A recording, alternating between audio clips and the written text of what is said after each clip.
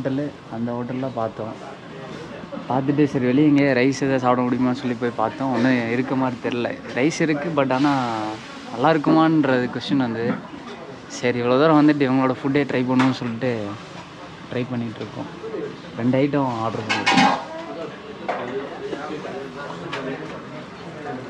Dish வந்துருச்சு.